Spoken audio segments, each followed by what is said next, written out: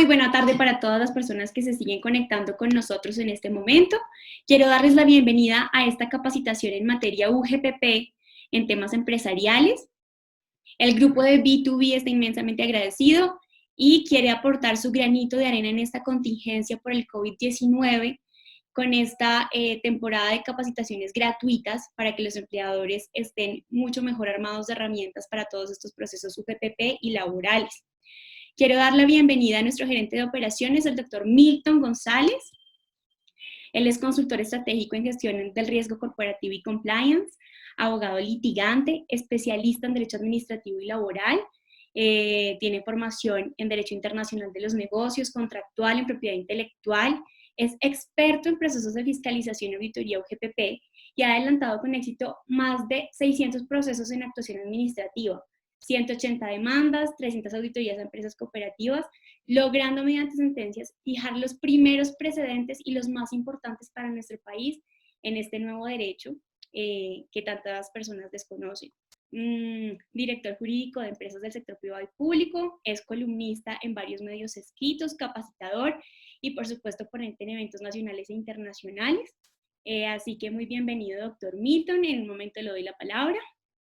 Quiero comentarles a todos nuestros asistentes que esta capacitación es una iniciativa de la Asociación del Sector Automotriz y sus partes, ASOPartes, en cabeza de su presidente José Alcibiades García Cuña. Hemos aunado estos esfuerzos para poder llevarles a ustedes esta capacitación desde B2B y ASOPartes, por supuesto. Mil gracias al presidente José Alcibiades. Y Milton, te saludo. Buena tarde, ¿cómo estás? Buenas tardes, Natalia. Quiero darte la bienvenida. Quiero darle la bienvenida a Daniela Gordo Serna, nuestra CEO de B2B Abogados. Daniela, buena tarde, bienvenida. ¿Cómo están? Buenas tardes. Agradecemos a todos su asistencia, su participación. Esperamos que esta y todas las capacitaciones que estamos adelantando sean de ayuda, de apoyo en todos los procesos que estamos viviendo como empresa. Hoy el turno es para UGPP. Y esperamos que sea lo más claro posible, que todos podamos salir con un poquito más de claridad y bienvenidos. Gracias, Daniela. Bueno, Milton, entonces te abro los micrófonos y las cámaras están abiertas para ti para que demos inicio a esta capacitación. De entrada, cuando hablamos de UGPP, estamos hablando en esencia de temas tributarios. La UGPP, al igual que la DIAN, es una administración tributaria que se encarga de determinar la correcta liquidación y pago de los aportes, que son las contribuciones parafiscales de la protección social, es decir, seguridad social, salud, pensión y riesgos laborales, y parafiscales, que es CAJA, SENA e ICBF. Cada año se crean 300.000 empresas en Colombia. De las 300.000, 230.000 las crean personas naturales, es decir, el 76%, y el restante son personas jurídicas, es decir, son, por decir algo, SAS, que es la figura que más se está utilizando. De estas 300.000, únicamente sobrevive el 30%. Aquí quiero hacer dos observaciones. La primera, que es lo que le recomendamos siempre a nuestros clientes cuando quieren crear una empresa, es que lo menos conveniente es hacerlo como persona natural. Digamos, antes, la recomendación de abogados y contadores siempre era, es mejor, a efectos tributarios, ser una persona natural que ser una persona jurídica. Sin embargo, a efectos de riesgo, es mucho mejor ser una persona jurídica. ¿Por qué? Cuando yo soy una persona natural con establecimiento de comercio, si las cosas salen mal, yo respondo a mis acreedores y entes de control con mi patrimonio, es decir, con los bienes que seguramente serán los bienes de mi familia. Estamos hablando de cuentas, bienes inmuebles, casas, apartamentos, etc. Si ustedes ingresan, por ejemplo, a la página de la UGPP, van a encontrar que la UGPP actualmente remata incluso garajes, es decir, bienes de personas naturales. Si notamos la tendencia del 2019, aún continuamos inclinándonos más por el establecimiento de comercio, por el mito de que la carga tributaria es más baja, lo que más adelante vamos a revisar y concluiremos que pues, más o menos es lo mismo. Es importante que notemos cuál es el contexto en el que nos estamos moviendo actualmente.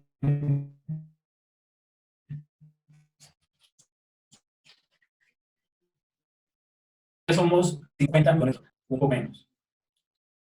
12 millones están ocupados, es decir, el 24%. En promedio tenemos 4.1 personas a cargo. Digamos, en mi caso, yo tengo, pues mi núcleo familiar es de 4 personas y 2 perros que están a mi cargo. Estos millones de personas, 6.3 millones son formales y 5.6 millones son trabajadores informales.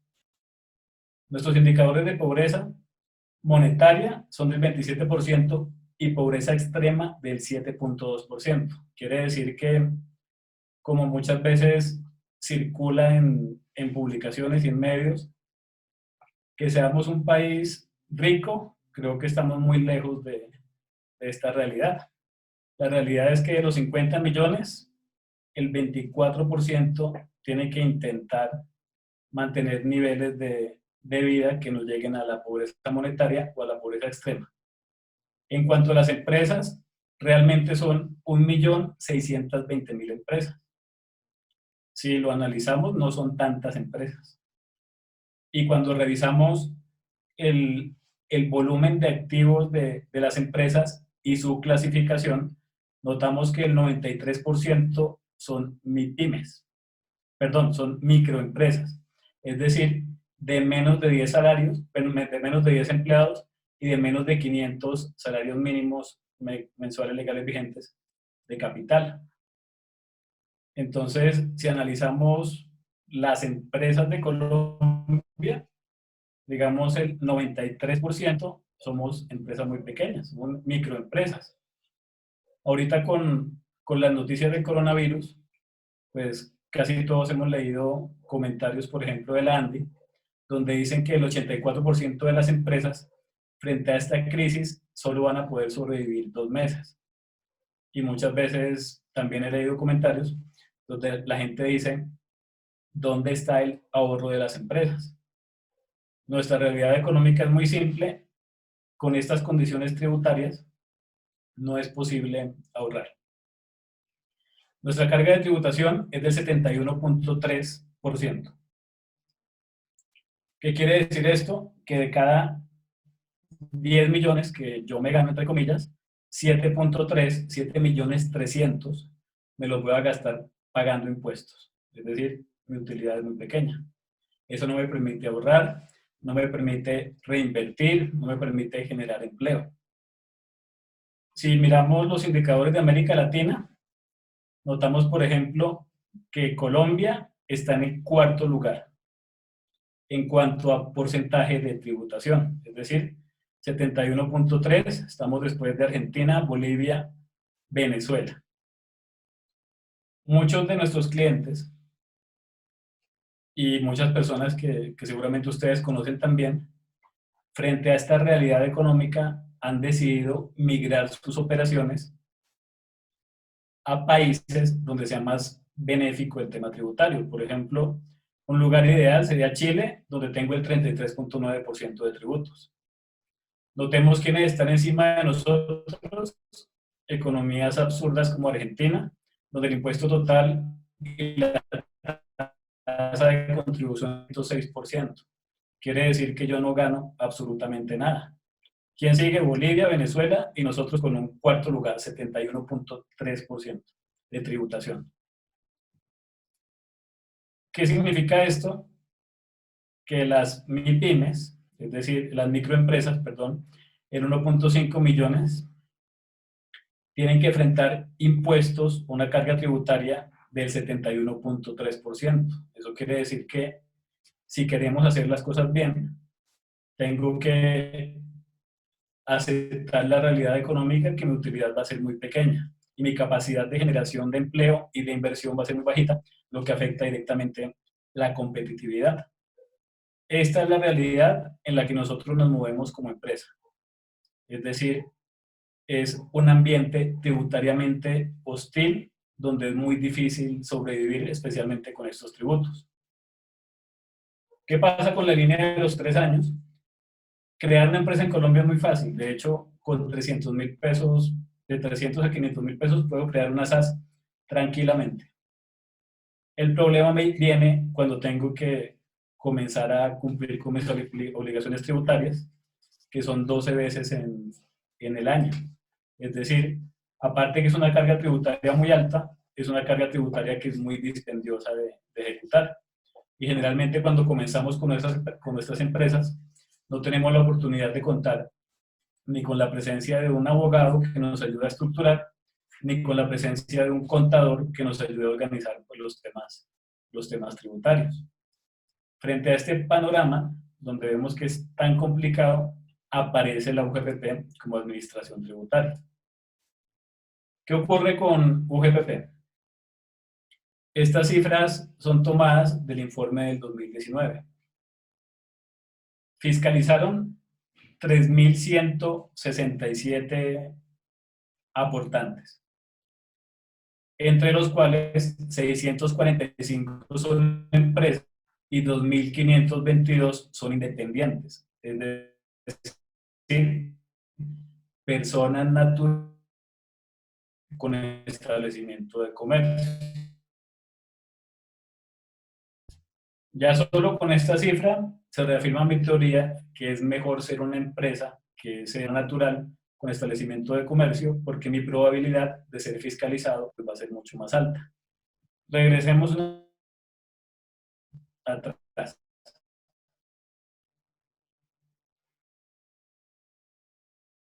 Soy una administración tributaria de un país con las cifras que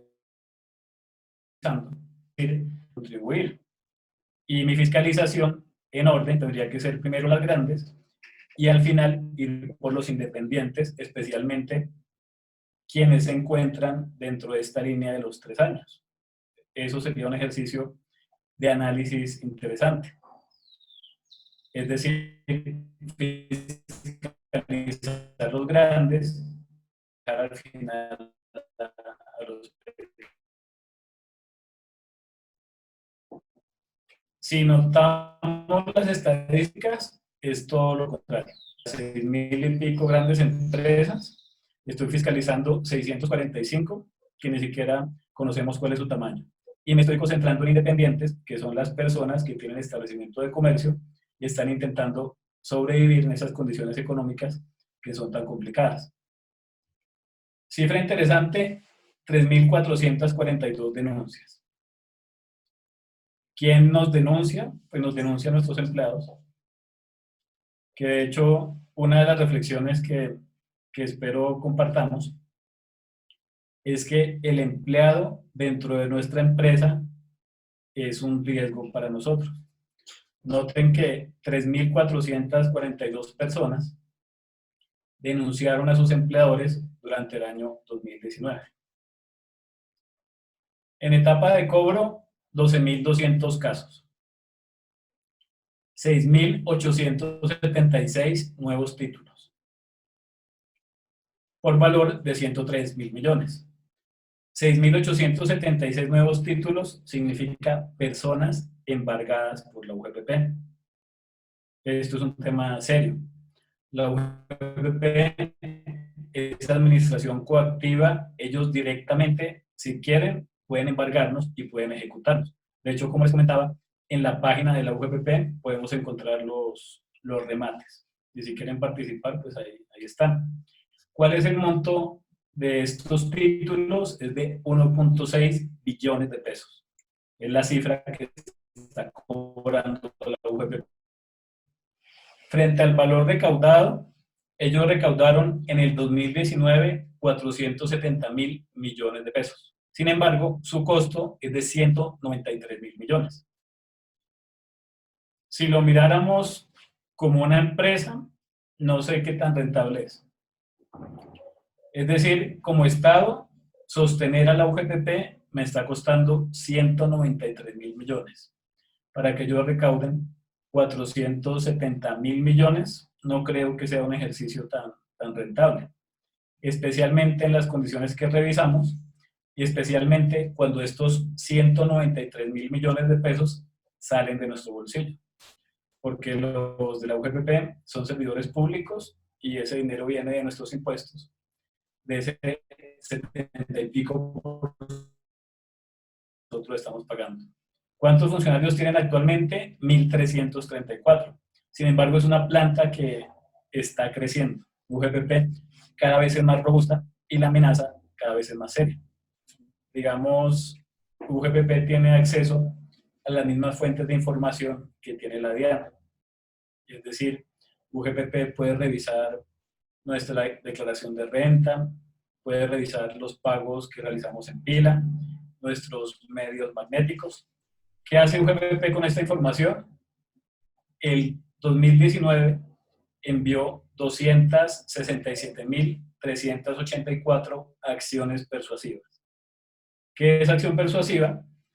UGPP revisa, hace cruces, ejemplo, medios magnéticos contra pila, y nota que existen inconsistencias entre los valores que yo pago a mis trabajadores y los valores por medio de los cuales yo estoy realizando los aportes en la pila. Inmediatamente me envían una comunicación persuasiva, pero esa comunicación persuasiva en el fondo lo que significa es que una presunta conducta de elusión o de evasión ya ha sido descubierta por la administración tributaria, que es un tema que tenemos que prestar atención. Aquí tengo un comentario de Daniel Bravo Henao que me parece interesante. Él dice, el salario más alto de un funcionario público en Colombia corresponde al director de la UGPP. Tiene toda la razón. Es terrible. Es terrible en particular porque nosotros estamos alimentando a esta entidad para que nos embargue, nos remate y tengamos problemas frente a un proceso de fiscalización. ¿Cuál es la probabilidad que tengo de ser fiscalizado? Digamos, las cifras, si las analizamos, también nos permitirían tener más o menos un de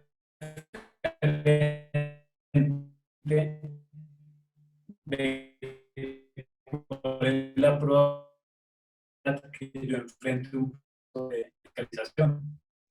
En 2019 fiscalizaron o auditaron más 3.000 fiscalizados, son un universo de 270.000 por año, que es bastante importante. Si yo estoy dentro del 1.600.000 de las empresas, más o menos tendría una posibilidad entre 6 de ser fiscalizado.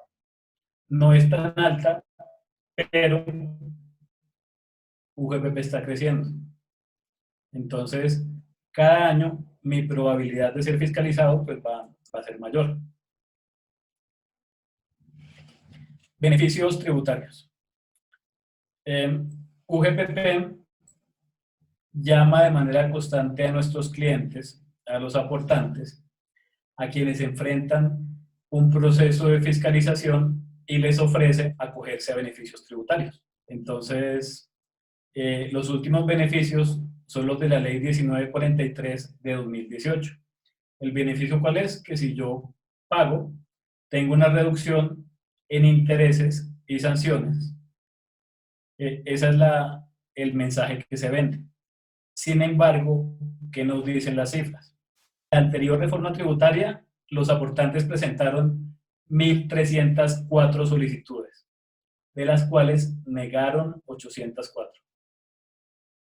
¿Qué quiere decir eso? Que si yo intento acogerme a un beneficio tributario, la probabilidad que esto salga bien es únicamente del 39%. Para acogerme a un beneficio tributario, tengo que, si estoy en demanda, retirar la demanda, y prácticamente si estoy dentro del proceso, pues no presentaría los recursos y me quedaría sin ningún mecanismo de defensa.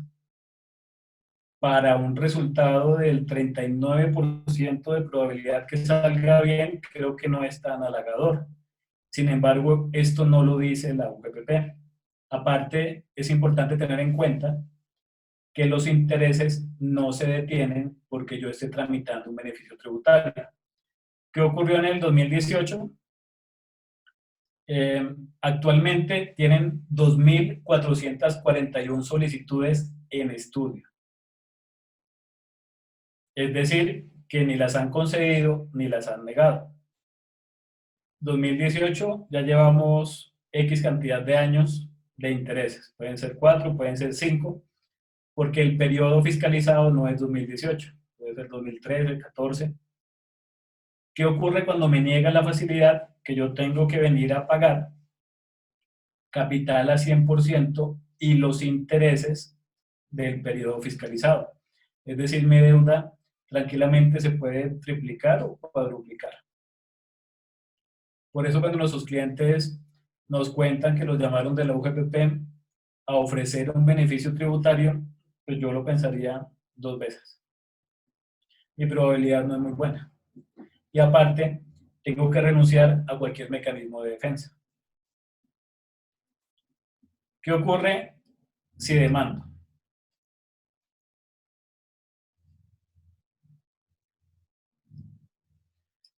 Según las cifras de la UGPP, en el 2019 se anularon o modificaron en 148 fallos, 85. Quiere decir que si yo demando a la UGPP, mi probabilidad de éxito es del 57%. Frente a los beneficios tributarios, que la probabilidad es del 39%.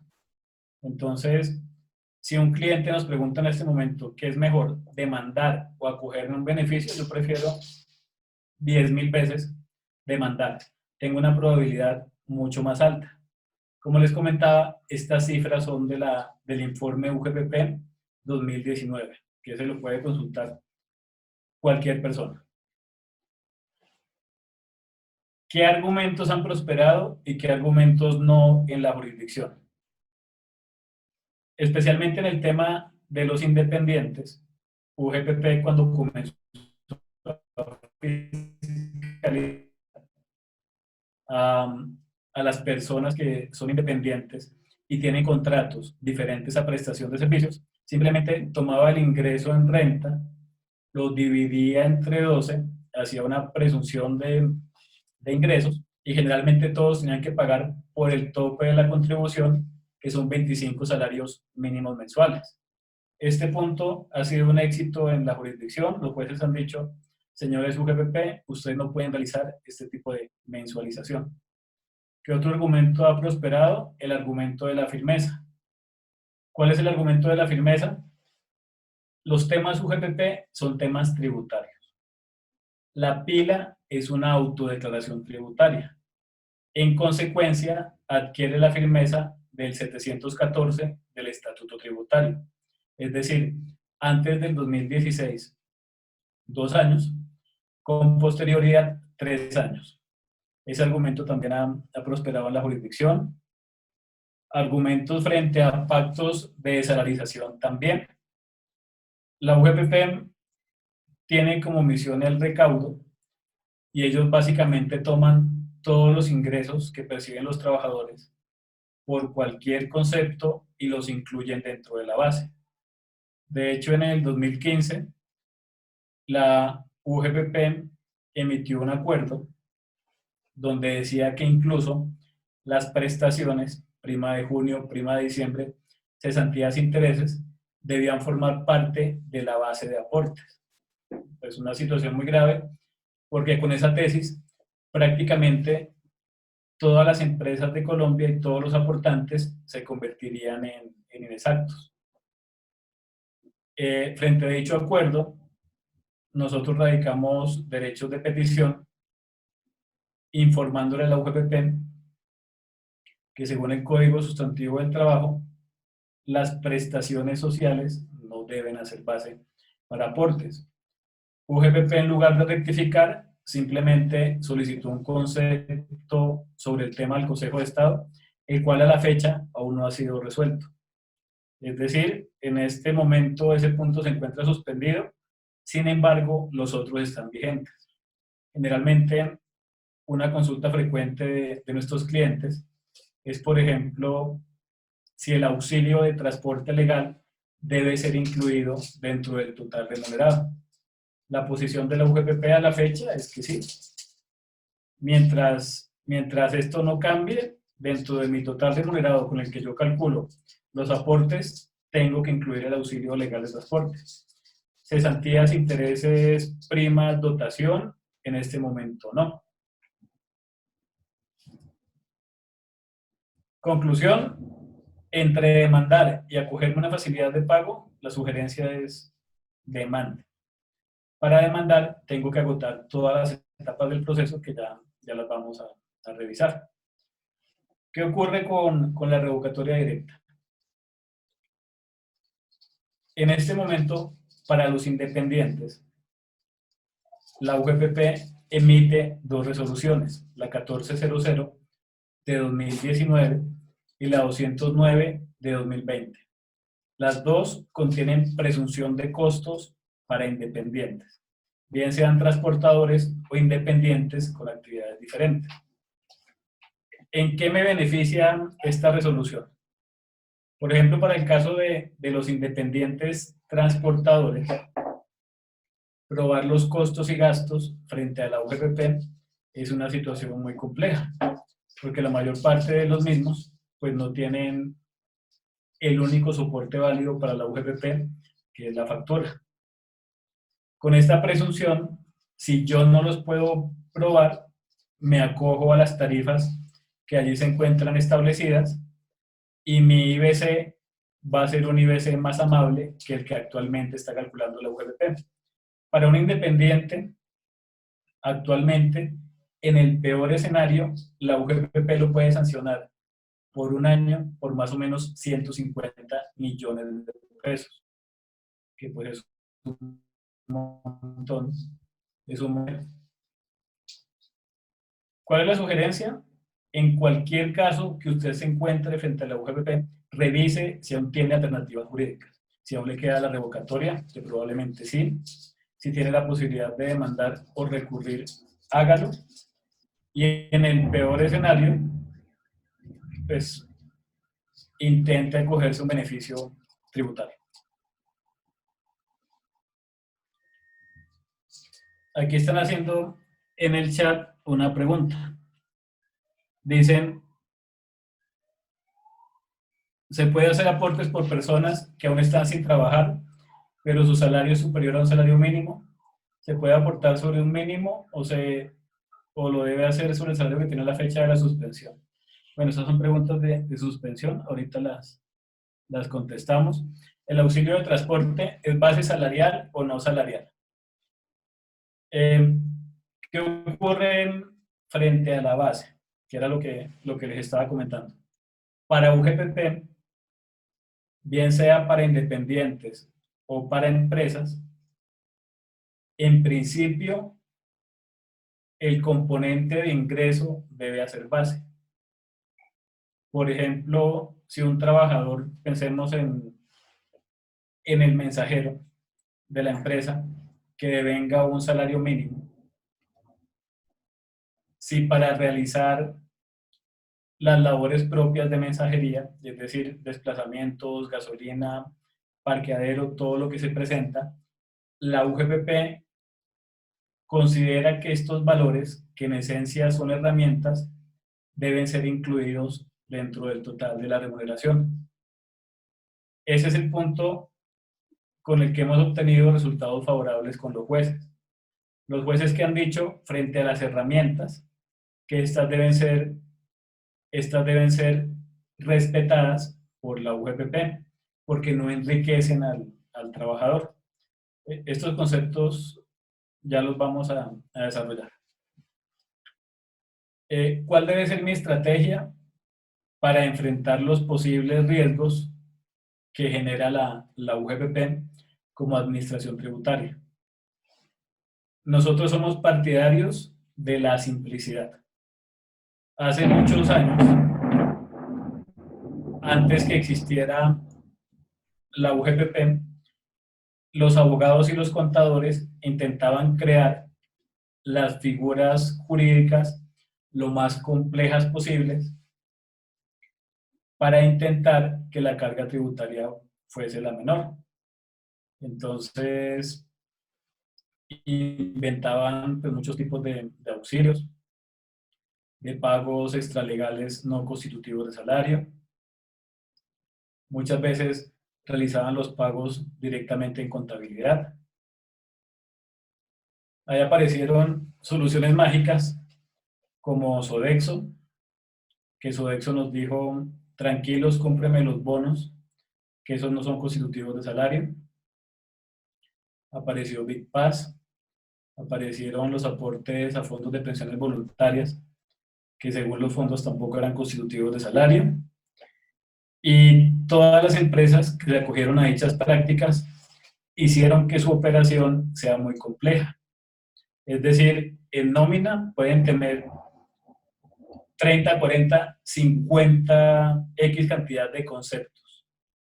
En contabilidad, el contador tiene la tarea de intentar agruparlos en la cuenta correspondiente, donde generalmente pues, se generan muchos errores. Por ejemplo, ¿qué ocurre si yo tomo un pago no constitutivo de salario y lo incluyo en una cuenta de comisiones? Para la UGPP, obviamente va a ser salarial. ¿Nosotros qué recomendamos? Teniendo en cuenta que no solo la UGPP nos va a solicitar información, sino que las empresas colombianas y los independientes estamos hiperfiscalizados. Tengo que hacer que el lenguaje al interior de mi empresa sea lo más sencillo posible, de manera que tanto los que trabajamos dentro como quien nos va a solicitar la entienda y no se genere la oportunidad de interpretación. Que la oportunidad de interpretación es la que nos genera presuntas inexactitudes y problemas frente a UGPP. ¿Cuál es el primer paso? Hacer un diagnóstico. ¿Un diagnóstico de qué? De lo que sé que estoy haciendo bien y de lo que estoy haciendo mal. Por ejemplo, tenemos muchos clientes con empresas que generalmente son muy jóvenes y para poder tener comerciales, pues les pagan un salario mínimo y de manera extra les pagan, entre comillas, comisiones no constitutivas de salario, que de entrada pues todos sabemos que la en esencia salarial. Entonces nos inventamos conceptos como premios no salariales, bonificaciones no salariales, incentivos, el nombre que le queramos poner. Cuando somos más simplistas, se realiza el pago a través de la contabilidad sin que ni siquiera pase por nómina. Y ya con eso creemos que estamos a salvo. Cuando UGPP nos fiscaliza, ellos nos solicitan la nómina, nos solicitan los auxiliares por tercero de la y la UGPP tiene los pagos que hemos realizado en pila. Cuando ellos realizan el cruce, pues es muy fácil identificar que al trabajador tal están aportando sobre un salario mínimo cuando realmente recibió 2, 3, 4 millones. Ese fue el total del ingreso del trabajador. Entonces, si yo sé que estoy realizando prácticas de este tipo, pues es importante que busque la asesoría adecuada para cambiar la estructura. También hemos notado mucho con el tema de los socios que las empresas son felices inventándose figuras. Por ejemplo, préstamos que le estamos pagando a los socios, contratos de prestación de servicios de los socios con las mismas empresas. La figura que ustedes les parezca. Que a la larga, pues cuando estoy en un proceso de fiscalización, para la UGPP va a ser muy fácil darse cuenta y las consecuencias económicas pues son muy altas.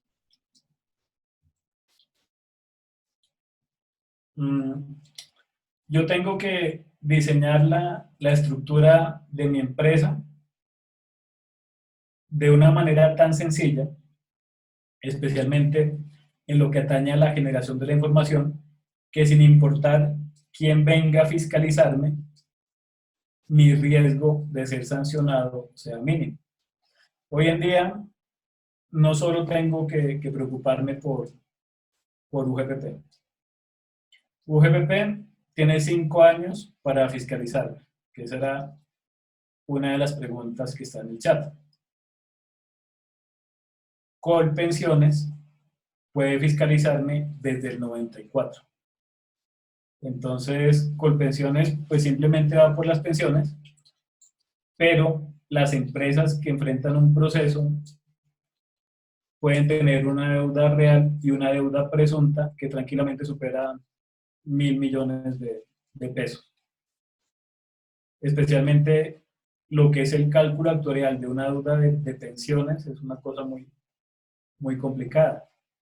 Tengo UGPP 5 años, Colpensiones desde el 94. Colpensiones es importante porque es probable que tengamos un proceso actualmente con Colpensiones y ni siquiera estemos enterados. ¿Cómo puedo enterarme? Colpensiones dispone de un aplicativo, nos otorga una clave de acceso y ahí podemos descubrir si tenemos o no un proceso con ellos. Frente a la DIAN, yo creo que la DIAN es el menor de los riesgos. Digamos, las empresas, con el transcurrir del tiempo, ya hemos aprendido a convivir incluso con los funcionarios de la DIAN y el proceso es mucho más sencillo. Incluso para nosotros como abogados, cuando no existe oportunidad de defensa, pues simplemente le aconsejamos a nuestros clientes que es mejor pagar una deuda tributaria frente a la DIAN porque son mucho más claros. La SIC es un tema complejo. SIC tiene varias líneas. SIC puede venir, por ejemplo, por habeas data, es decir, la protección de datos que yo realizo frente a las bases de datos que manejo. La SIC nos puede sancionar.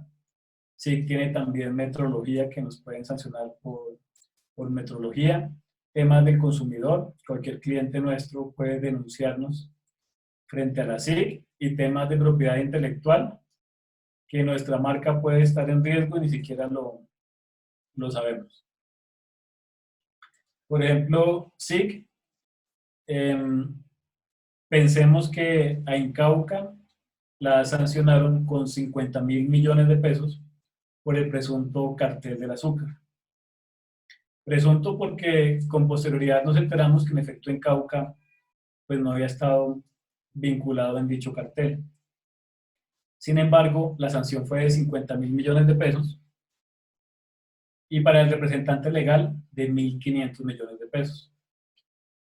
Notemos que la SIC es un riesgo importante. Mi cliente interno, mi cliente externo. Mi cliente interno son mis trabajadores. En las cifras que estábamos observando inicialmente, notábamos que en el 2019 la UGPP tramitó 3.000 y pico denuncias. ¿Quién denunció? Pues mi trabajador. Los trabajadores en efecto son un riesgo. Por eso el manejo que tengo de tener como empresa pues debe ser una cosa muy delicada.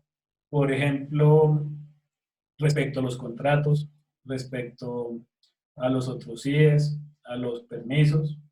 Ahorita que estamos haciendo tantas cosas por esto del coronavirus, que incluso hemos llegado a los extremos de disminuir los salarios por pactos entre empleador y empleado. Veremos qué ocurre, pero tenemos que estar claros que todos los negocios que he generado con mi trabajador en esencia son riesgosos. Mi cliente externo también. ¿Qué ocurre con mi cliente externo? El principal riesgo que tengo frente a mis clientes es la cartera. Que ahorita, en este momento, pues muchas personas que se comunican con nosotros nos informan que sus clientes están en mora hace X cantidad de tiempo y en efecto pues no les quieren pagar porque ahorita está el tema del coronavirus. ¿Qué ocurre con nuestro cliente externo? Nosotros sugerimos a nuestros clientes que evalúen muy bien con quién realizan contratos comerciales. Muchas veces nuestro comercial en su afán de vender, pues no se cerciora bien de la solidez de la empresa con la que estoy haciendo el negocio y la venta se convierte en cartera.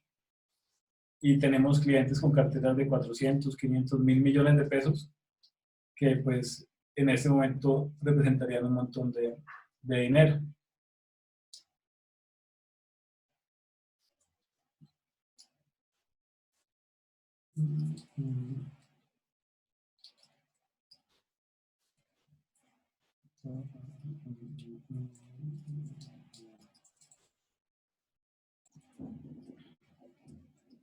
Ministerio del Trabajo. El Ministerio del Trabajo activo, o en este momento se encuentra, digamos, muy al tanto de la situación de las empresas, especialmente en lo que atañe a suspensiones, a despidos colectivos. El Ministerio del Trabajo también nos puede sancionar. ¿Qué más podría tener? Dependiendo de mi actividad, otra superintendencia que me esté fiscalizando. Por ejemplo, si soy transporte, pues voy a tener la superintendencia de puertos y transporte. Si soy una cooperativa, puedo tener la supersolidaria. Si soy una empresa de vigilancia, voy a tener la supervigilancia, etcétera, etcétera. Entonces, el mensaje frente a todos los ojos que nos observan es simplificar la información que manejamos dentro de nuestra empresa. Es decir, nuestra estructura en particular de nómina, nuestra estructura de contabilidad, incluso nuestra estructura contractual debe ser lo más sencilla posible. Todas las personas que se involucran dentro de los procesos de la empresa, es decir, los de nómina, los de contabilidad, los de gerencia del talento humano, el abogado de la empresa, tienen que compartir las mismas nociones conceptuales y tenemos que hablar el mismo lenguaje. Piensen, por ejemplo, qué ocurre cuando yo defino un auxilio como no constitutivo de salario en nómina y mi contador lo incluye en bonificaciones. En ese escenario estoy en problemas. Y el problema se genera porque las áreas de la empresa pues no se están comunicando ni estamos hablando el mismo lenguaje.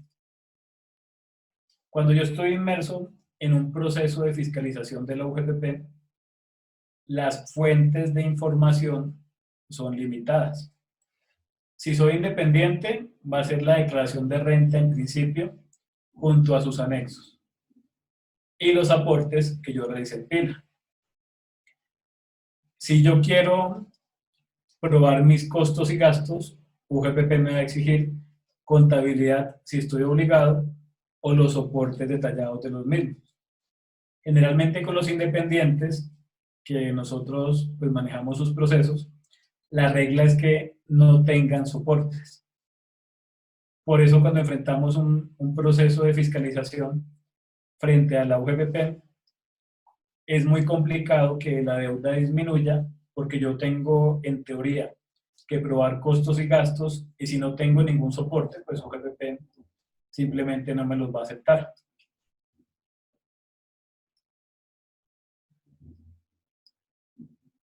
Si yo soy una empresa, tengo que tener en primer lugar una estructura sencilla de nómina. Entre menos conceptos tengo, mejor. Mi contabilidad debe ser un espejo de la nómina. Es decir, cada pago que yo reflejo en mi nómina tiene que tener su reflejo en los auxiliares por tercero de la contabilidad. Yo siempre le digo a mis clientes que tienen que pensar en su contabilidad cómo piensan en el closet, en el armario, donde depositen su ropa en el lugar donde habitan. No importa el tamaño del mismo, todos en nuestra mente tenemos un orden establecido.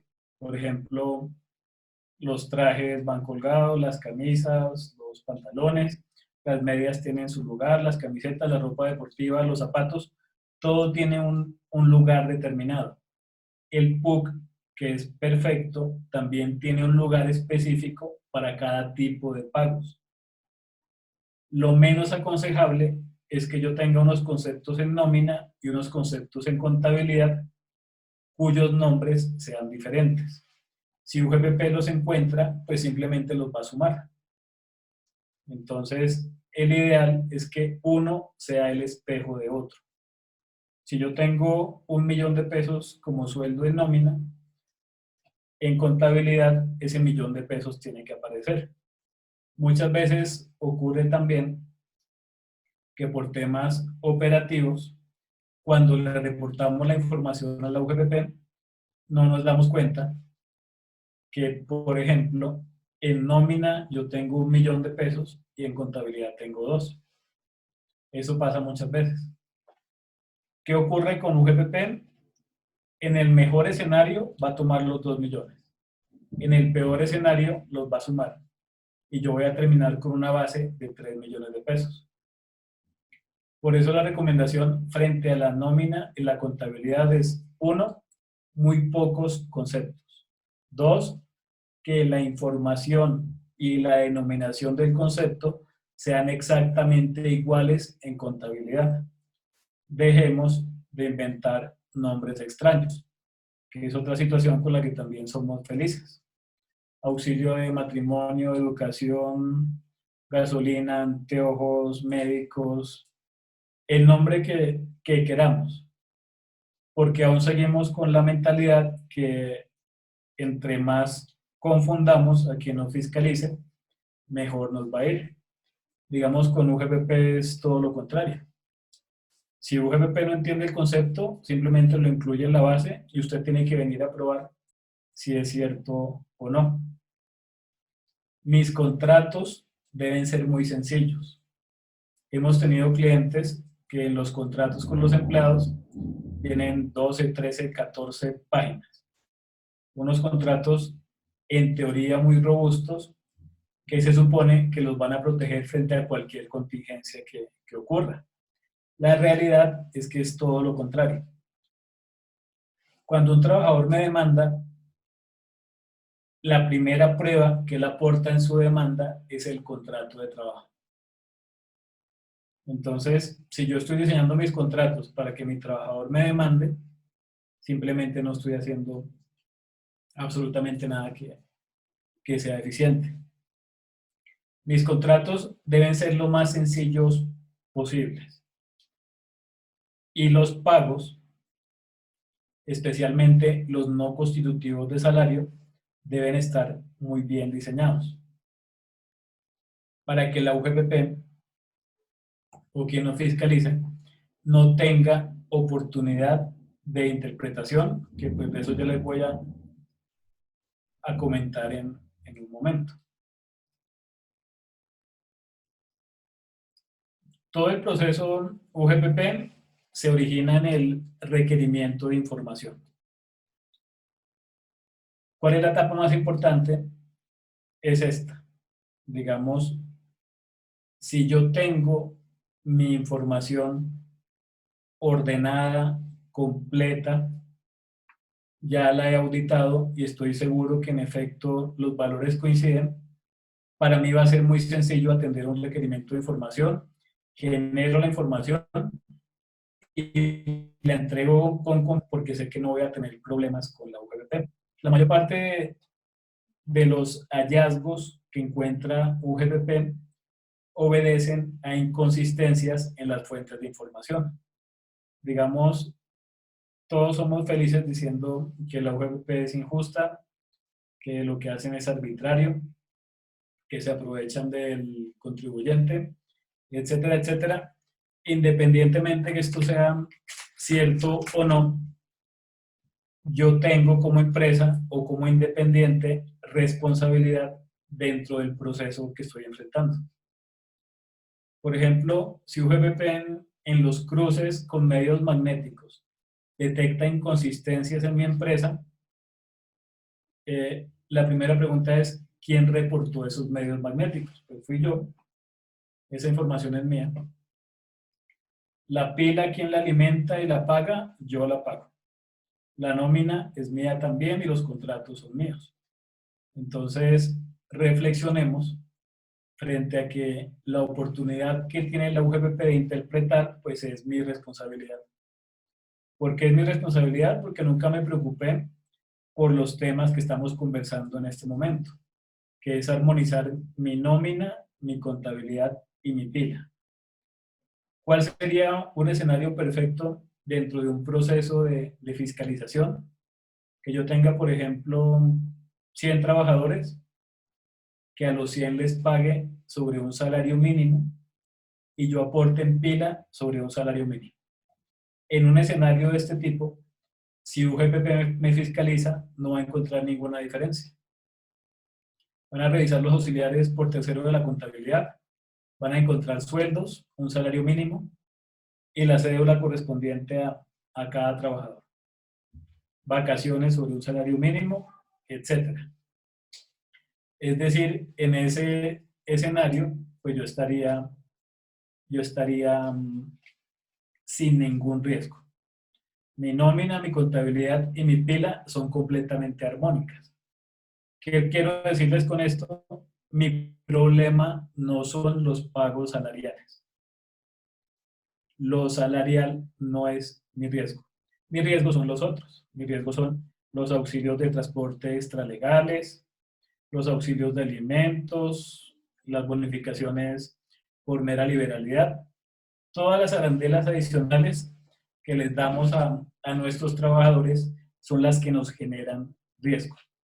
Todo lo que se le da parte del salario. Ahí es donde comenzamos a sufrir. La primera etapa dentro de cualquier proceso va a ser el requerimiento de información. UGPP me va a exigir, o de hecho me exige, que yo entregue la información en unos formatos específicos que se encuentran en la página. Es decir, no es la nómina como yo la pueda generar, sino es la nómina en el formato UGPP. No es la contabilidad como yo la tenga, sino es la contabilidad que cumpla con una estructura y con unos campos. Si yo no lo entrego, como dicen ellos, puedo ser sancionado hasta con 15.000 VTs anuales. Que 15.000 VTs es más del capital de una microempresa. Entonces, prácticamente, si me sancionan con 15.000 VTs, pues liquidemos porque no tengo con qué pagar 15.000 VTs, porque no puedo entregar una información en los formatos que la UGPP determinaba.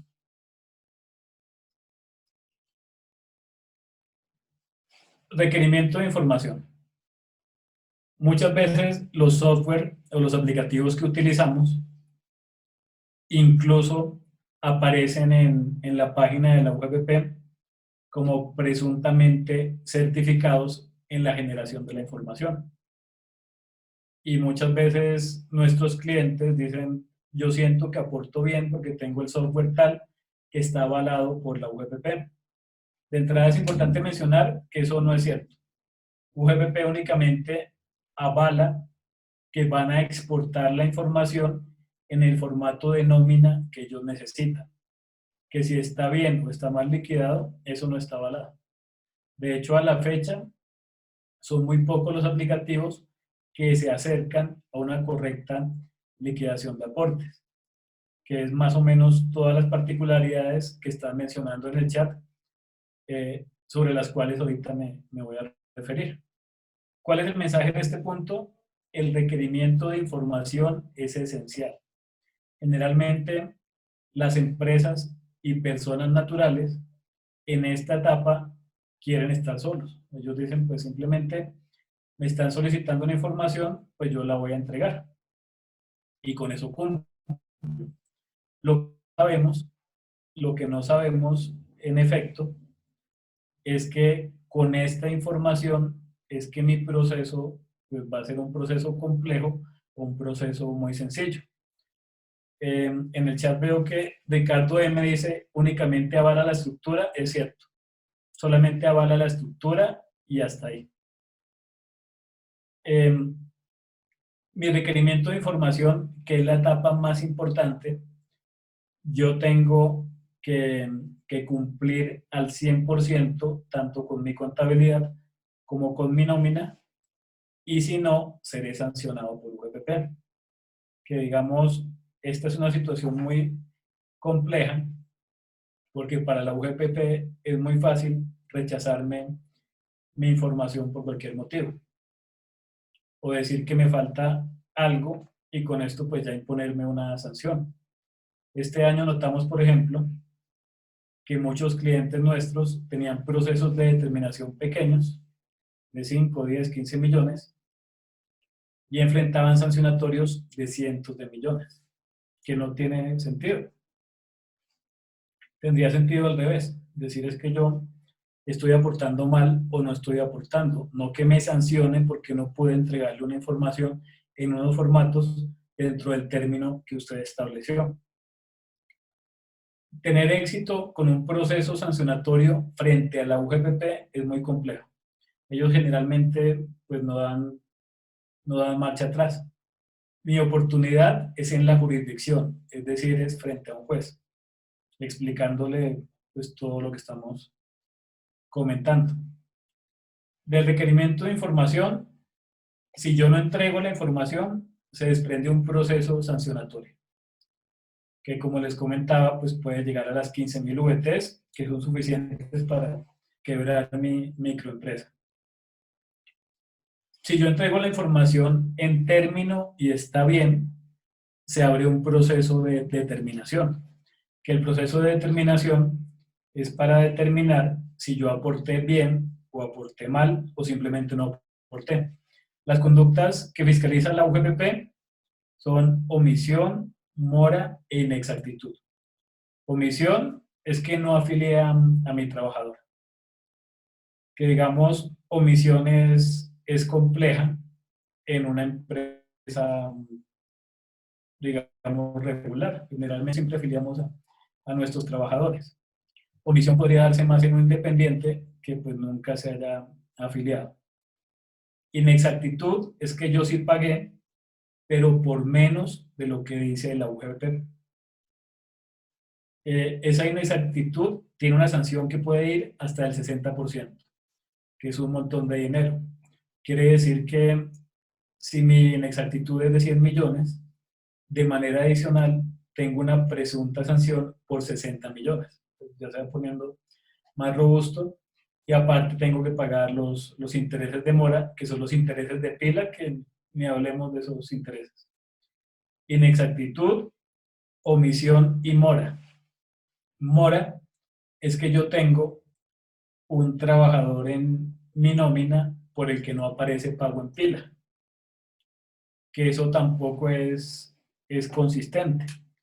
Digamos, la mora cuando se puede presentar, por ejemplo, cuando yo no tengo en cuenta el límite de los 10 salarios, que de repente puedo estar en mora en algunos subsistemas, pero que yo tenga un trabajador por el que en un mes decidí no aportarle, pues es muy complejo. Sin embargo, UGPP fiscaliza las tres conductas. Yo puedo tener sancionatorio y determinación al tiempo, y tengo que enfrentar los dos procesos. Muchos clientes nuestros se confunden porque el número de expediente es el mismo. Digamos, antes tenían una S al final y uno sabía que era sancionatorio.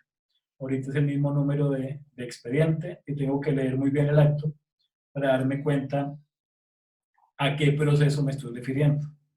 Yo puedo tener sancionatorio de determinación, solamente sancionatorio o solamente determinación. Los dos procesos tienen más o menos las mismas etapas. En el sancionatorio me notifican de un pliego de cargos, en el de determinación de un requerimiento para declarar o corregir, que digamos en el estatuto tributario sería el equivalente a un requerimiento especial. Frente a los dos tengo 3 meses para dar respuesta. o para pagar, que es lo que la UGPP espera que hagamos. Con posterioridad, emiten una resolución sanción o una liquidación oficial. En cualquiera de los dos casos, tengo un recurso, que es el recurso de reconsideración. Cuando se resuelva dicho recurso, tengo la oportunidad de demandar, que como revisamos al principio, decíamos que es una oportunidad muy buena, porque mi porcentaje de éxito supera el 50%. Es decir, vale la pena correr el riesgo. ¿Qué ocurre? Como le pasa a muchos independientes, que no atendimos ningún acto del proceso, paso directamente a proceso de cobro coactivo. El proceso de cobro coactivo es cuando generalmente nuestros clientes se dan cuenta que un día amanecen embargados. Ahí averiguan en la UGPP y notan que tienen un proceso. UGPP embarga y no me avisa. Y es legal.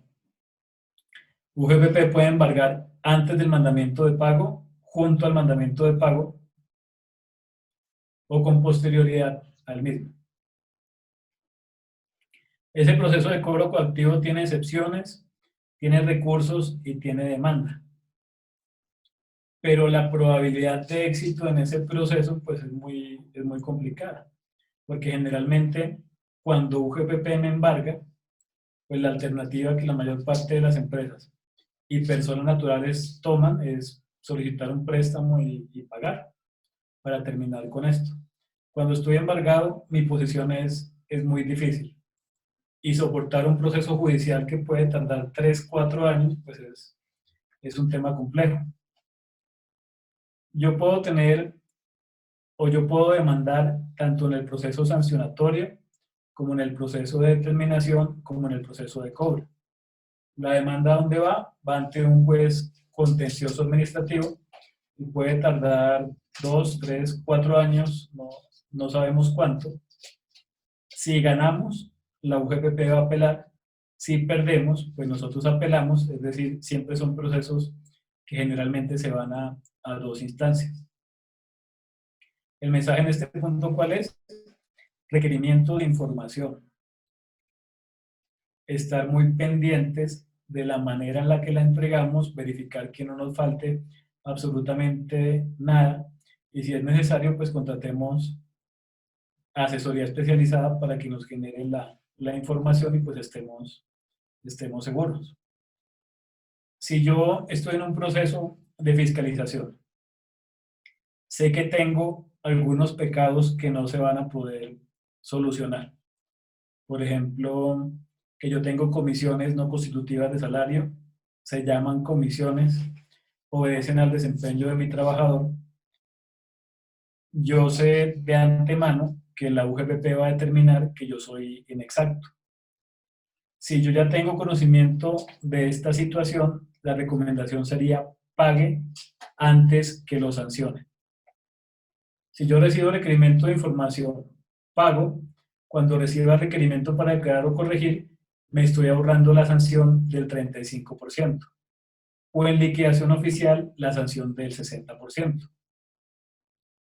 Si yo tengo errores que son como estos, que son evidentes, que son garrafales, que son groseros, ningún abogado del mundo va a lograr conseguir una sentencia favorable. Simplemente el juez va a decir es que usted no paga sobre las comisiones y las comisiones son salariales. Aplazar un pago de esta naturaleza pues no es recomendable. Yo lo que voy a hacer simplemente es alargar una discusión sobre un pago que va a generar intereses diarios y voy a ser sancionado. Por eso en esta etapa de requerimiento de información también es importante auditar cómo estoy, si realmente debo, pues mejor pague. Se evita la sanción, se evita honorarios de abogado, etcétera, etcétera. Si tengo puntos sobre los cuales sí puedo discutir, pues la recomendación es todo lo contrario, discuta, pero este requerimiento de información pues es demasiado importante para estos efectos. Frente a las preguntas específicas en cuanto a lo que compone salario y no compone salario, que veo que hay varias en el chat.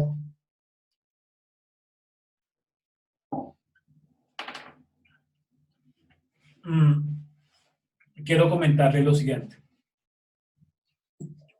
Mi estructura ideal de nómina y de contabilidad debe ser por grupos. Grupo 1, salario. Que como lo mencioné hace un momento, con lo que yo digo que es salario, no tengo ningún problema. Sobre lo salarial no hay discusión.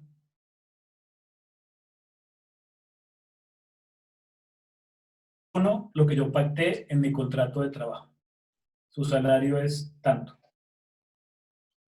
Siempre las horas extras. Siempre las comisiones, sin importar la denominación que les demos. Eso de inventarnos nombres es muy malo.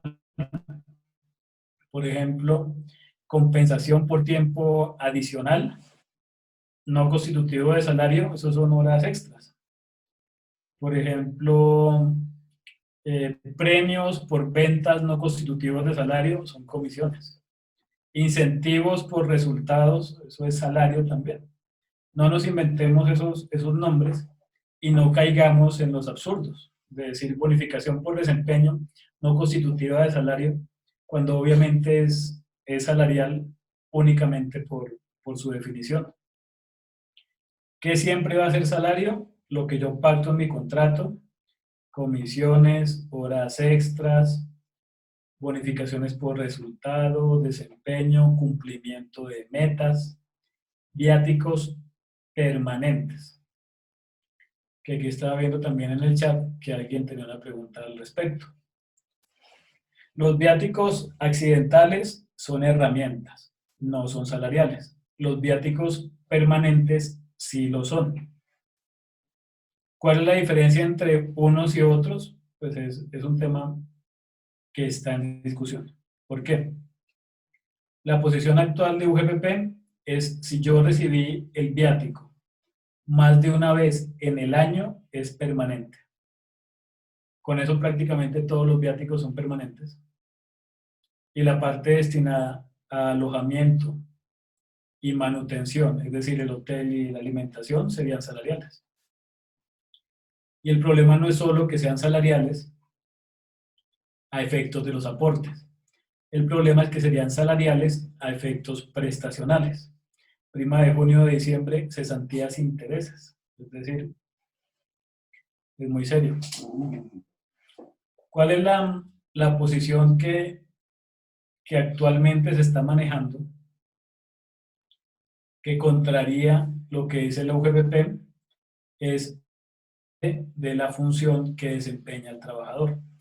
Por ejemplo, si ustedes me contratan como gerente nacional de ventas y mi función es visitar todos los puntos de venta a nivel nacional, pues obviamente mis viáticos son... Usted me contrató para eso. No importa si fui una vez, 2 veces, 12 veces, es parte de mi trabajo. O por ejemplo, si soy conductor de un camión que hace viajes a nivel nacional y semanalmente hago 1, 2, 3 viajes. Claro que mis viáticos son permanentes. Es parte de mis funciones, de la naturaleza de mi cargo. ¿Cuándo son accidentales? Cuando obedecen a un requerimiento poco común o frecuente. Por ejemplo, que el contador de la empresa, por una situación particular, tuvo que ir en varias ocasiones a determinada sucursal. Cuando su contrato, su lugar de residencia es la ciudad de Bogotá y el lugar donde desempeñará sus funciones es la ciudad de Bogotá. En ese caso, en teoría, podríamos hablar de viáticos accidentales. Sin embargo, dejo la salvedad que para la UGPP, si la frecuencia es más de 1 en el año, es decir, 2 o más, ya son permanentes, porque obviamente es lo que le conviene para aumentar la base. Ese tema está en discusión en la jurisdicción. Si yo enfrento un proceso y uno de los puntos son viáticos, pues tengo la oportunidad frente a un juez de expresarle lo que estamos comentando. Con lo que es salario, si yo lo tengo bien, no tengo problema. Salario base al 100% para aportes. Ejemplo, si el salario es de 1.000.000, el aporte a pensión sería de 160.000 pesos. Salario 1.000.000, IBS 1.000.000, aporte 160. Iríamos en una línea perfecta y no voy a tener ningún problema. Mi problema son los demás pagos. Mi problema son los no constitutivos de salario, las novedades y las herramientas. ¿Cuáles son los no constitutivos? Los no constitutivos los expone el artículo 128 del Código Sustantivo del Trabajo, que muchas veces nuestros clientes pecan porque entienden que el 128 es un solo paquete.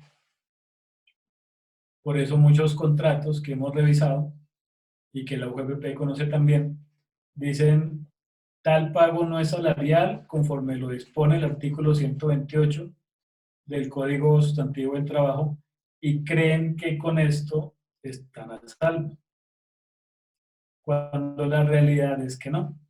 Digamos, el 128 del Código Sustantivo trae varias categorías que son excluyentes, es decir, son cosas diferentes. Por ejemplo, no es lo mismo una prestación social que una herramienta. La prestación social obviamente me enriquece, la prima de junio, la prima de diciembre, las cesantías son un ahorro para cuando esté desempleado, los intereses, y otra cosa son las herramientas para que yo realice la labor contratada. Ejemplo, si yo soy comercial y visito los clientes, la empresa sufraga los gastos de transporte que implican dichas visitas. Y es natural. Si mi función es visitar empresas, el empleador tiene que suministrarme la herramienta. Si usted quiere que yo visite una empresa, pues deme o el dinero o la forma por medio de la cual yo me pueda transportar o reembolseme esos gastos. Si usted no lo hace, pues lo más probable es que yo no vaya. Yo no me voy a empobrecer por hacer una diligencia que es propia del empleador. Esa es la herramienta pura. Ahí está, por ejemplo, taxis y buses, que es lo que le damos al mensajero, a las personas que tienen que hacer vueltas. Los rodamientos de mis comerciales también podrían entrar ahí. Viáticos accidentales son una herramienta para realizar la labor contratada. Gastos de representación que le doy al representante legal, pues también están ahí, siempre y cuando estén soportados, que ese es el problema con UGPP. Si yo quiero que UGPP acepte cualquier cosa frente a un pago, por ejemplo, que este no constitutivo de salario, tráigame el soporte. Pero si como empresa no me gusta, no acostumbro, es muy complicado guardar, archivar, solicitar, hacer firmar los soportes, el consejo más sencillo es incluir estos pagos al límite del 40%. ¿Qué es esto del 40%? El artículo 30 de la Ley 1393 de 2010 me permite excluir del total de la remuneración el 40% como no constitutivo de salario. Total remuneración, total remunerado. Total remunerado se compone de los pagos salariales más los no constitutivos de salario. Ejemplo, yo tengo un sueldo de 1.000.000 de pesos y un auxilio no constitutivo de salario de 500. Mi total remunerado sería 1.500.000, la suma de los dos. Más mi auxilio legal de transporte, que se lo estaban preguntando en el chat, también incluyo mi auxilio legal de transporte, ese es mi total remunerado. Eso lo multiplico por el 40% y es el límite máximo de lo que válidamente puedo desalarizar.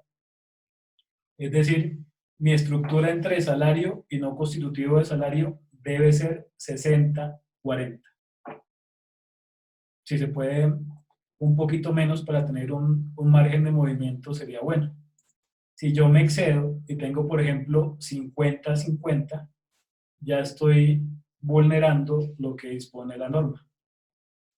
Ejemplo, que yo tenga 1.000.000 de salario y 1.000.000 no constitutivo de salario, mi total remunerado serían 2 millones. Pero mi estructura, en lugar de ser 60-40, está siendo 50-50. ¿Qué ocurre con ese 10% de excedente? Hace base únicamente para seguridad social, sin que se convierta en un pago salarial, que eso es importante tenerlo presente. Entonces tenemos salarial, 127 Código Sustantivo del Trabajo, no constitutivo de salario, 128. 128 decimos que son categorías diferentes y excluyentes, que no las puedo mezclar. Y tengo que tenerlas claramente diferenciadas. 128, ¿qué dice? Dice, no es salario los pagos que recibe el trabajador por mera liberalidad. Que ahí es cuando incluimos las bonificaciones por mera liberalidad. ¿Qué es una bonificación por mera liberalidad? Es un regalo espontáneo, generoso, que le surgió al empleador. Es decir, un día, en diciembre, quiso darle a todos sus trabajadores 200.000 pesos. Es un regalo. ¿La mera liberalidad debe ser pactada? La respuesta es no. Si ustedes revisan el artículo 128, en ningún momento exige pacto. Otro sí, o que en un contrato esté la mera liberalidad. ¿Cuál es el problema con estos clientes? Que de entrada lo pactamos en los contratos. Entonces decimos, y todos los diciembres la empresa otorgará una bonificación navideña por mera liberalidad, la cual no hace base, bajo ningún efecto. ¿Cuál es la interpretación que le da la UGPP? Dice, la recibe todos los años, se encuentra incluido dentro de su paquete salarial, entonces no es una bonificación por mera liberalidad. Peor aún es cuando durante un año yo otorgo varias veces esta bonificación por mera liberalidad. La frecuencia aquí me pone en problemas. Por eso siempre que nuestros clientes nos consultan, la sugerencia es no de pagos por meras liberalidades. Son pagos que son riesgosos y a la luz de una interpretación pues nos van a meter en problemas. Elimine la mera liberalidad. No entregue meras liberalidades. ¿Qué más contiene el 128? Las prestaciones, que ya dijimos que no son salario. Comentamos que la UGPP en el acuerdo 1035-2015 las incluyó y que dicho punto actualmente está suspendido desde el 2015. Es decir, el Consejo de Estado lleva prácticamente 5 años contestando una solicitud que tiene una página. Y creo que no lo va a contestar tampoco. ¿Qué más tiene el 128? Contiene las herramientas.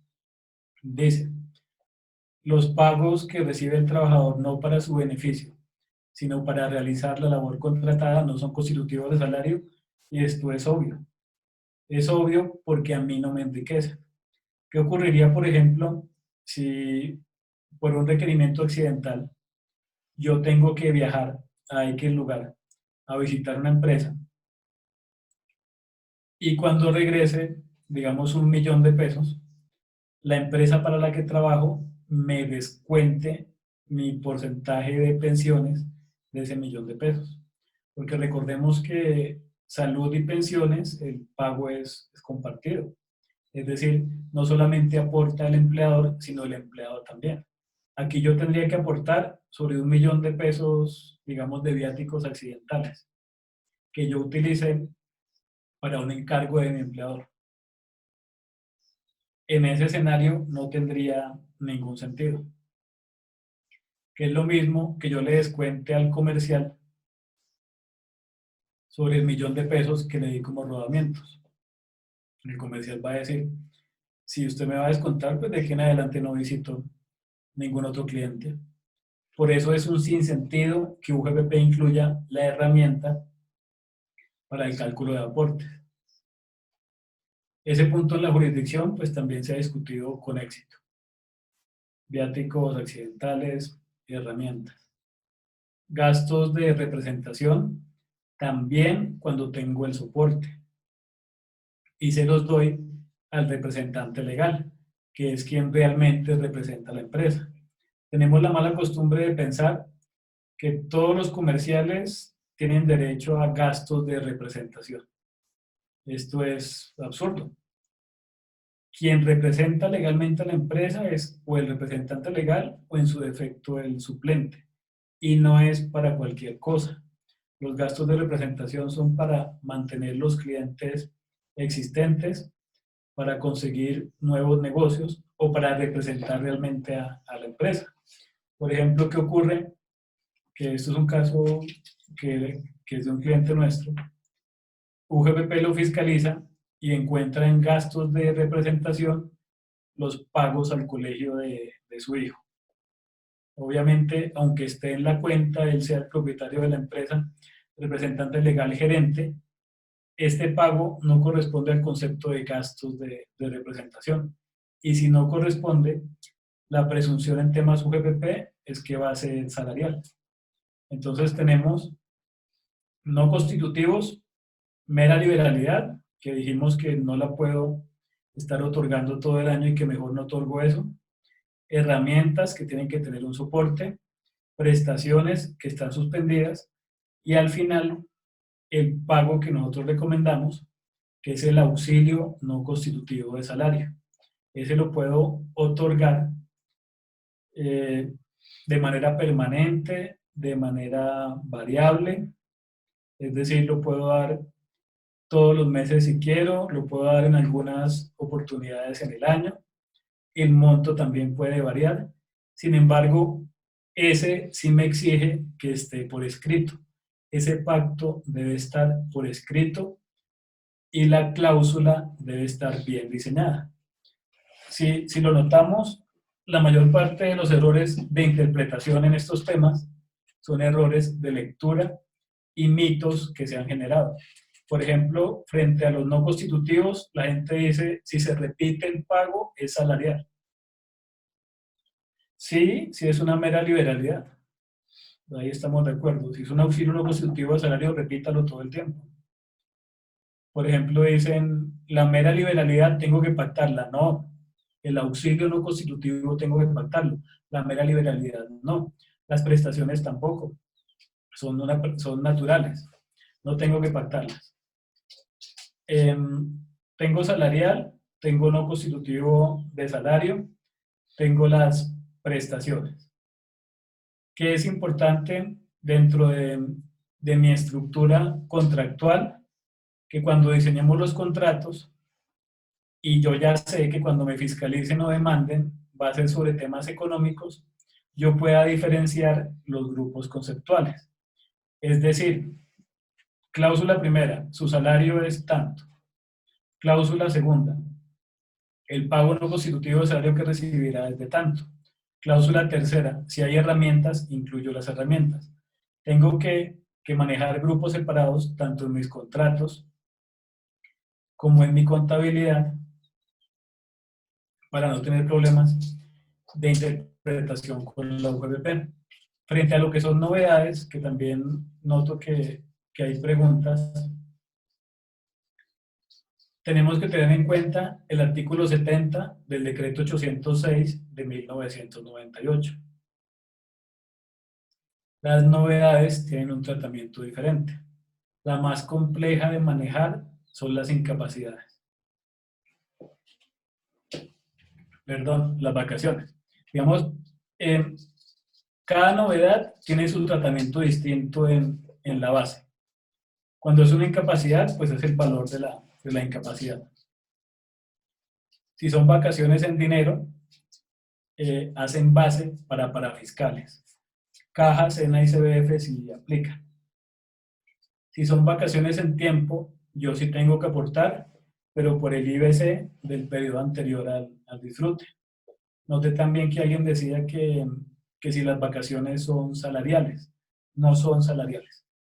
Digamos, son un descanso remunerado. El concepto de salario como tal está ligado directamente a la prestación personal del servicio. Notamos muchas veces que, por ejemplo, un trabajador incapacitado le pagamos salario. Eso es absurdo. Se supone que si está incapacitado es porque no está realizando prestación personal del servicio. Natalia, ¿querías decir algo? No, Milton, quería de pronto ayudarte con la ronda de preguntas, pero veo que las estás manejando muy bien tú a manera que, a medida que vas desarrollando la capacitación. Quería comentarle a nuestros asistentes, pues que ya se está cumpliendo la hora para la finalización de la capacitación. Recordarles que esta capacitación va a estar en nuestro canal de YouTube B2B Abogados y Consultores. Los invitamos a que se suscriban para que estén pendientes en temas jurídicos. Los invitamos de igual manera a que nos sigan en nuestras redes sociales, en Instagram, en Facebook, en LinkedIn. Ahí estamos todo el tiempo publicando nuestras noticias, demostrando nuestra posición respecto de determinados puntos. Van a estar completamente actualizados en nuestras redes. Y pues nada, Milton, invitarte a que vayamos cerrando esta charla tan interesante. Es decir, que termina. Por favor, vamos cerrando. Mil gracias. Bueno, está bien. Las preguntas, si quieres tú las lees y las vamos evacuando, Nata. Claro que sí, aunque tú has evacuado bastantes, yo me he dado la tarea de recopilar algunas, pues que nos han venido formulando nuestros asistentes, ¿verdad? Entonces, nos pregunta, por ejemplo, Lady, para los abogados independientes que trabajamos con cuota litis, ¿cómo debemos cotizar? Lo digo porque la UGPP nos reporta todo lo que ingresan nuestros clientes y a nosotros solo nos pertenece la cuota litis. Claro, digamos que, ¿qué ocurre con los independientes?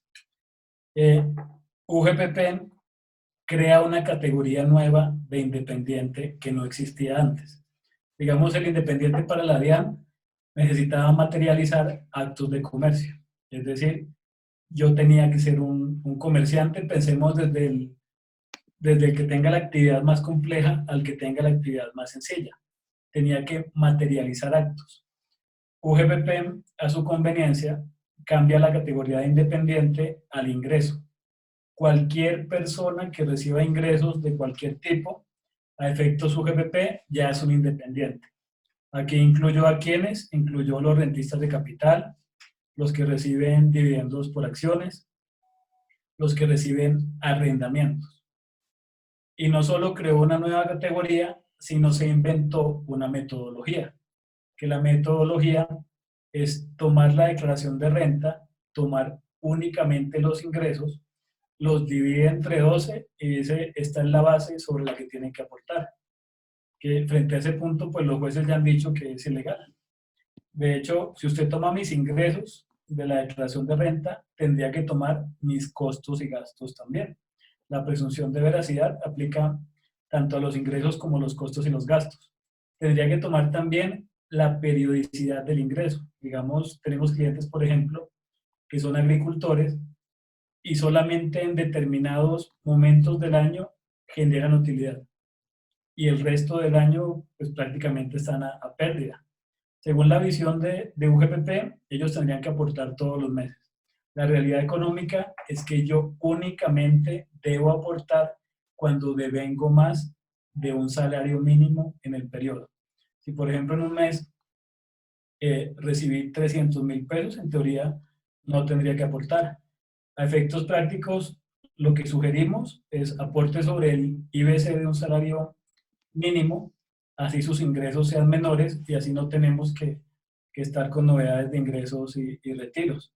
Frente a la pregunta de la cuota litis, yo únicamente debo aportar por mi utilidad. Sería absurdo que si, por ejemplo, en el proceso nuestro cliente se gana 100 millones de pesos y mi cuota litis es de 10 millones de pesos, yo aporte sobre 100. Yo aporto únicamente sobre la utilidad, que en efecto, si la UGPP asume esa posición, yo creo que prácticamente todos los independientes irían a aportar. pero como en este momento UGPP pretende que yo aporte sobre el 100% de mis ingresos, pues es cuando tenemos discusiones que frente a los jueces, digamos, están siendo bastante positivas. Perfecto. Otra pregunta que nos hacen en nuestro chat es referente a ¿qué se ha determinado respecto a los rentistas de capital como arrendamientos y compra y venta de inmuebles? Claro, digamos, rentista de capital ha sido una discusión muy fuerte con UGPP. Rentista de capital tenemos desde los que reciben intereses y rendimientos financieros. Por ejemplo, pensemos una persona que tenga un CDT que le renta al 5%. Para la DIAN, que la DIAN era más consciente de esto antes, la DIAN decía, para determinar si usted se enriqueció o no frente a ese ingreso, es decir, frente a los intereses, tiene que atender al componente inflacionario. Es decir, si la inflación del periodo fue superior al 5%, usted realmente no se enriquece, sino se está empobreciendo. Si se está empobreciendo, pues no tiene que pagar. La posición de la UGPP, por supuesto, es no le interesa el coeficiente inflacionario y tiene que aportar sobre el 100% como si fuese utilidad. Respecto a arrendamientos, yo tengo la oportunidad de descontar mis costos y gastos si tengo costos y gastos. Por ejemplo, la administración, los impuestos, reparaciones locativas, o si me conviene más, puedo acogerme a la presunción de las resoluciones que les comenté y simplemente descuento el 20 y pico %, que creo que es lo que trae para arrendamientos. Sin embargo, teniendo en cuenta que el juego de la UGPP es el ingreso mensual, entre más concentremos nuestro ingreso, menos voy a tener que aportar. Por ejemplo, si yo tengo un arrendamiento de 5 millones y lo recibo 12 veces en el año, serían 60 millones y tendría que aportar sobre 5 millones cada mes. Si yo logro de alguna manera contable concentrar ese ingreso, podría aportar una sola vez al tope y pues me ahorraría un montón de dinero. Digamos, con esta metodología de la UGPP, yo tengo que encontrar la manera de también pues buscar la manera de economizar el aporte. Perfecto. Otra pregunta que nos hacen es de Alonso. Nos dice, doctor, me llegó una liquidación donde me indican el valor a pagar, pero la empresa en este momento está embargada por la DIAN. No he podido pagar porque la empresa está ilíquida. Entonces la pregunta es, ¿puedo empezar a realizar pago o corrección de las planillas paulatinamente? Sí, digamos que, ¿qué ocurre con estos procesos UGPP? Lo peor que me puede pasar como empresa es que me embargue y me remate. UGPP cuando embarga, libra comunicación a todos los bancos, registro público, etcétera, embargan todas mis cuentas y bienes hasta por el doble de la obligación. Para levantar ese embargo, o yo llego a un acuerdo con ellos, o a un acuerdo de pago, o pago al 100%, o simplemente espero que me rematen. Si estoy en ese proceso, prácticamente tengo 2 años para encontrar la manera de pagar y cada pago que yo realice es bueno porque son intereses que voy descontando. Recordemos que estos intereses pues, son bastante grandes y son a la tasa máxima de usura. Entonces la sugerencia es, si puedo realizar pagos parciales, comencemos por las deudas más antiguas y pues ahí vamos bajando el valor que tenemos que pagar. Nos pregunta, Milton, nos pregunta Freddy Almanza, en sí, ¿cuáles serían los ingresos que no constituyen IBC para una persona natural o cuáles serían las actividades exentas del pago de seguridad social? Para una persona natural, pues según UGPP, ninguna. UGPP, ingreso que reciba, usted tiene que aportar. Sin embargo, hay conceptos que encontramos en Internet que dicen, por ejemplo, bueno, si yo vendo una casa, ¿qué pasa? ¿Tengo que aportar o no tengo que aportar? Si yo recibo una herencia, si me gano una rifa, ganancia ocasional, si cobro un seguro de vida, tengo que aportar o no. En este momento, UGPP y DIAN manejan líneas diferentes que no debería ser así. Se supone que si las dos son administración tributaria y el procedimiento de la UGPP es del estatuto tributario, tendríamos que hablar el mismo lenguaje, pero entre ellos ni siquiera se ponen de acuerdo. Por ejemplo, una cosa es efecto DIAN y otra cosa es efecto UGPP. A efecto UGPP, todo lo que ingresa hace base.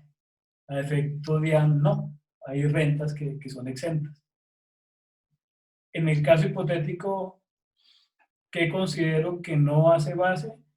Lo que no está relacionado directamente con actividades personales del aportante, es decir, lo que no es ganancia ocasional, que es la línea que está en el concepto que les comento. Milton, otra pregunta que nos hacen tiene que ver con el gremio transportador. Nos preguntan, ¿para transportadores puede ser presunción el CICETAC? Pues B2B ha estado muy ligado a esta lucha del sector transportador, que fue muy golpeado por la UGPP. De hecho, en la página de la UGPP, en algún momento estaban rematando volquetas. Y yo escribí un artículo sobre el tema que se llamaba "Cómprele una volqueta a la UGPP". ¿Qué ocurre con la actividad transportadora? Que yo puedo aparentemente tener ingresos muy cuantiosos, pero mi utilidad es muy bajita si es que tengo utilidad. Digamos, los ingresos no corresponden con la realidad del negocio. Aparte de esto, UGPP a la mayor parte de los transportadores independientes pretendía obligarlos a pagar a la tarifa máxima, que eso prácticamente en un año son 60 millones de pesos en aportes. Y si me sancionan, pues tengo que pagar 150 millones de pesos, prácticamente es completamente irracional. ¿Qué se logró, entre comillas? Que la UGPP emitiera una resolución teniendo como referencia el CICETAC, que el CICETAC es el Sistema de Costos Eficientes del Transporte, que son una serie de presunciones que tampoco se acercan a la actividad real. Digamos, en el CICETAC, cuando uno ingresa en la página, uno puede calcular el valor de un viaje entre un punto A y un punto B, pero hay circunstancias que pasan que hacen que esos valores no se ajusten a la realidad. Por ejemplo, cuando yo tengo que descargar una mercancía, pensemos en Santa Marta, muchas veces los conductores tienen que pasar un día adicional esperando que les den turno para cargue o para descargue, y eso me incrementa los costos, y el CICETAC pues no es una herramienta tan efectiva para medir esto.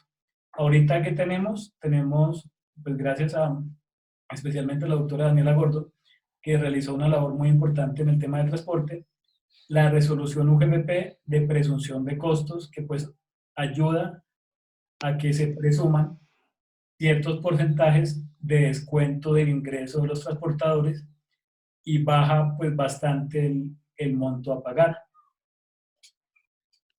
Es verdad.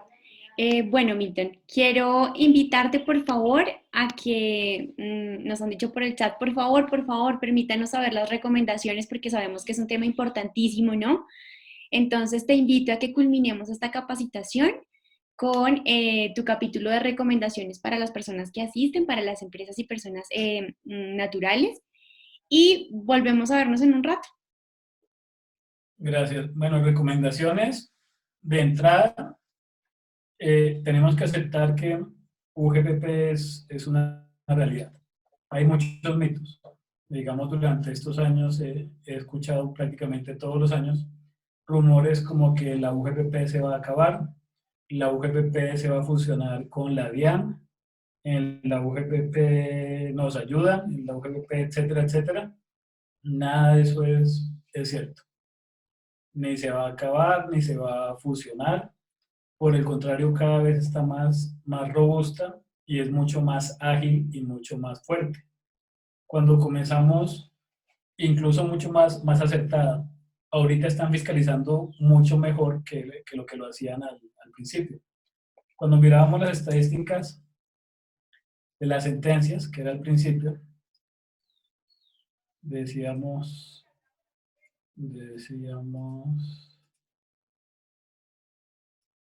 acá, 148 sentencias, anularon o modificaron 85. ¿Qué quiere decir?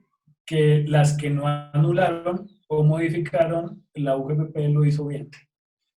Entonces, estamos más o menos en un 37%, 33%. Bueno, ese. Pero notemos que no lo está haciendo tan mal.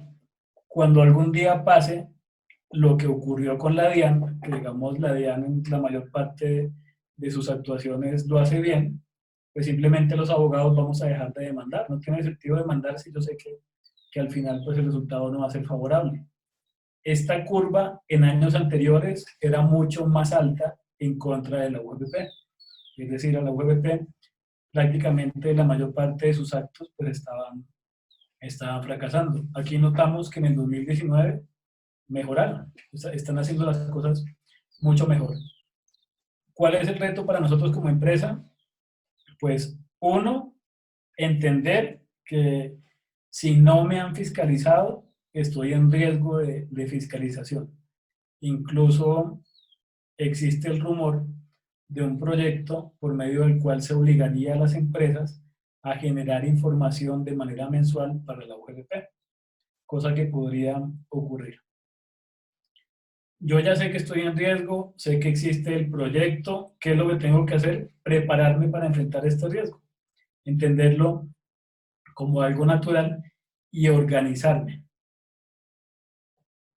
Capacitar mi equipo de trabajo, determinar si tengo debilidades, buscar beneficios tributarios que generen oportunidad de ahorro, que eso tampoco lo estamos haciendo. Digamos, nosotros tuvimos varios clientes relacionados con el sector de la industria petrolera. Cuando el barril de petróleo bajó a $30, ellos tuvieron que hacer despidos colectivos. Mucho antes, cuando conversábamos con ellos de flexibilización y de salarización, el argumento de ellos era que la mayor parte de sus pagos son salariales, porque pues su mano de obra es hiperespecializada y el flujo de caja les permitía tener esa estructura. Sin embargo, ante el precio del barril de petróleo que les comento, ellos tuvieron que hacer despidos colectivos, que es la misma situación que estamos viviendo ahorita con el tema del coronavirus. Yo tengo que tratar como empresa que mis costos y gastos relacionados con nómina sean los más bajos posibles. Si mi empresa sobrevive, yo puedo generar empleo y puedo darle cierta estabilidad a mis trabajadores. Si yo tengo la mayor parte de mis pagos salariales, ante cualquier contingencia, pues prácticamente voy a tener que entrar en liquidación, que es lo que están diciendo en la ANDE, que ni siquiera tenemos para pagar 2 meses de salario. Entonces, ¿qué tengo que hacer? 1, auditarme. 2, organizar mi nómina, organizar mi contabilidad, organizar mi pila, verificar el aplicativo o el software con el que yo trabajo. Digamos, generalmente las empresas dicen, no entiendo por qué tengo un proceso de 300, 400, 500 millones de pesos si mi aplicativo de nómina o de contabilidad es tal, que es el más caro del mercado. Y en teoría tendría que blindarme frente a estos temas, y es una reclamación que es 100% válida. Si yo pago un aplicativo de nómina, se supone que tendría que, en teoría, generarme la tranquilidad que las cosas se están haciendo bien. Si pese a que pago el aplicativo, tengo que enfrentar un proceso UGPP, algo no está funcionando o dentro de mi empresa, o en el aspecto contable, o en el aspecto legal, o en todos los aspectos. Lo cual lo obliga no solo a pagar, porque muchos clientes dicen, pues yo pago y termino, sí, pago y termino, pero es que UGPP va a regresar por usted. Especialmente teniendo en cuenta que cuando usted paga, se convierte en un buen cliente. Si UGPP le cobra 150 millones y usted va y los paga, tenga la seguridad que va a estar de primeras en la lista para la siguiente tanda de fiscalizados. Si usted paga, uno, está reconociendo que la UGPP tenía razón, y dos, está demostrando pues, capacidad contributiva. Entonces, ¿qué tengo que hacer? Pues revisar mis errores, tengo que capacitar mi equipo de trabajo, tengo que organizar la parte legal, los contratos, etcétera, y tengo que verificar la parametrización de mi aplicativo para garantizar que está pagando pues, en debida forma los aportes. Aquí estoy viendo otras preguntas, Natalia. Sí, hay muchísimas preguntas, algunas que ya has resuelto, que creo que las personas que están en este momento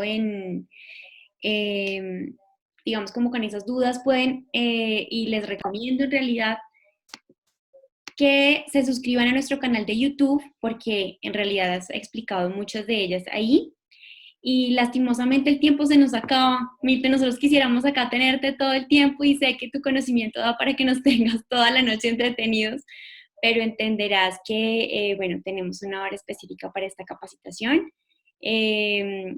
Los invitamos a todos nuevamente a que se suscriban a nuestras redes sociales para que, si están interesados en más temas como estos, si les gustó la capacitación del doctor Milton, que es una eminencia en el tema UGPP, estén pendientes, nos puedan seguir, nos sigan el rastro y puedan estar en todas las capacitaciones que tengamos a la fecha. Estamos, como les dije, en una etapa de capacitaciones gratuitas, aliviando este tema del COVID para todas las empresas, empleadores, independientes, porque la UGPP no discrimina. Entonces, síganos en nuestras redes sociales, B2B Abogados y Consultores, en nuestro canal de YouTube, B2B Abogados en LinkedIn, Facebook, Instagram y en nuestra página web www.b2babogados.com. Milton, mil gracias por tu presencia en esta charla. De Bueno, verdad, es un honor tenerte. pero Esperamos tenerte en muchas charlas más. eso, muchas gracias. Muchas gracias a todos. Para las personas que aún se quedan con nosotros, olvidé un tema muy importante, comentarles que en alianza con Asopartes, B2B Abogados y Consultores estará brindando un 20% de descuento en cualquier trámite de cualquier proceso de fiscalización que ustedes tengan actualmente con la UGPP. Adicionalmente, un 20% en las auditorías y asesorías permanentes. Entonces, los que estén interesados o tengan problemas en este momento de fiscalización con la UGPP, cordialmente invitados a contactarnos. En este momento por el chat les voy a dejar el contacto de la persona que va a estar atendiendo todos sus requerimientos, solicitudes en caso de que quieran acceder a este descuento por estar en esta capacitación el día de hoy y por ser aliados de Asopartes igualmente. Recuerden, un 20% de descuento en cualquier proceso de fiscalización que tengan, auditoría o asesoría permanente.